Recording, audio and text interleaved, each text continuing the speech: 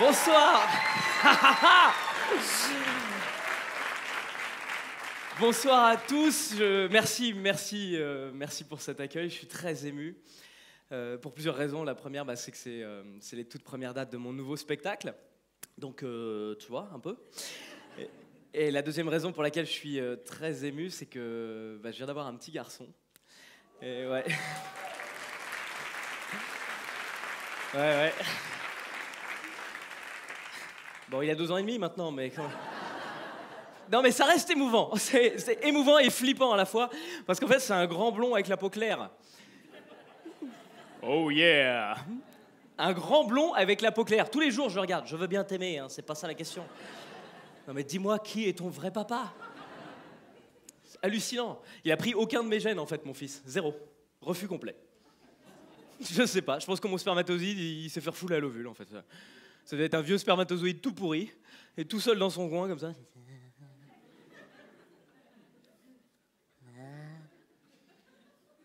Et tous les valides, ils étaient allés s'éclater sur des mouchoirs, et il restait que celui-là. Un vieux truc avec un flagelle en bois, des bandelettes autour. S'il vous plaît. S'il vous plaît, fais bébé ovule. L'ovule, il l'a vu arriver, il a fait « Non, merci, vraiment. Non, c'est gentil. »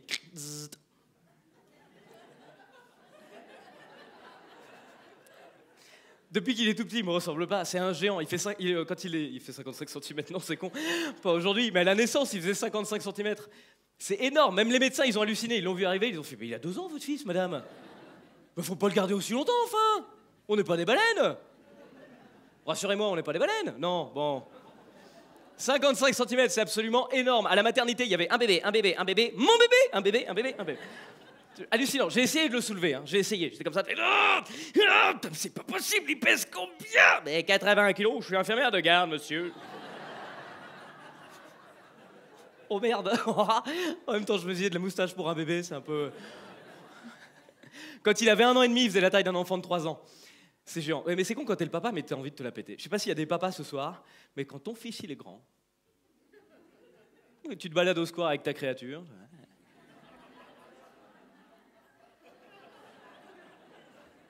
Ouais, il a du sang de grizzly. Et je me suis rendu compte d'un truc, c'est que tous les enfants qui faisaient sa taille, ils avaient 3 ans. Donc ils faisaient de la trottinette, des pirouettes, des galipettes, le mien à côté, le ballon. Le ballon. Donc moi, j'étais fier, mais tous les autres parents, ils me regardaient. Oh, ça doit être dur pour vous.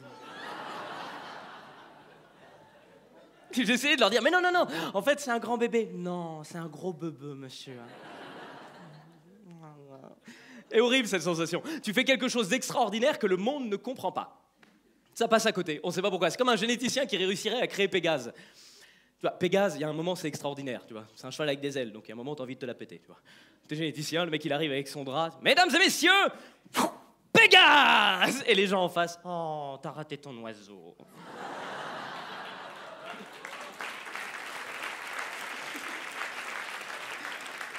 Tu vois, elle est là, la sensation. Horriblissime. En fait, quand je dis que mon fils me ressemble pas, c'est faux. Il a chopé un gène à moi. Il a chopé le gène du menton en cul.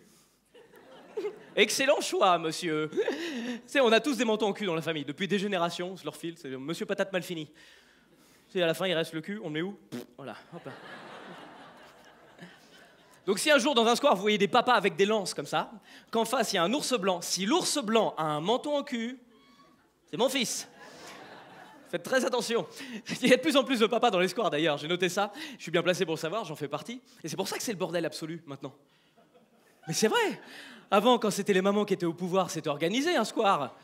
C'est avant, quand il y avait un gamin qui montait trop, il y avait toujours une maman pour faire « Tu descends ! Tu descends ! Regarde-moi, tu descends !»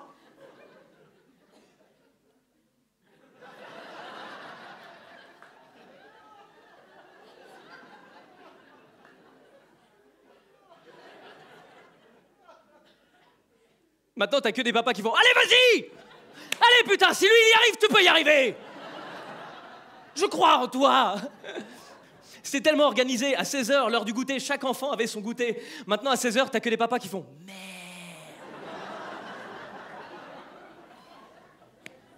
Avec des enfants à côté qui font « Pourquoi l'as oublié, mon qu'est-ce que tu veux répondre à ça en plus? Parce que je ne pense à rien. Je ne suis pas maman. Voilà. Allez, mouche-toi. Dans ton pull.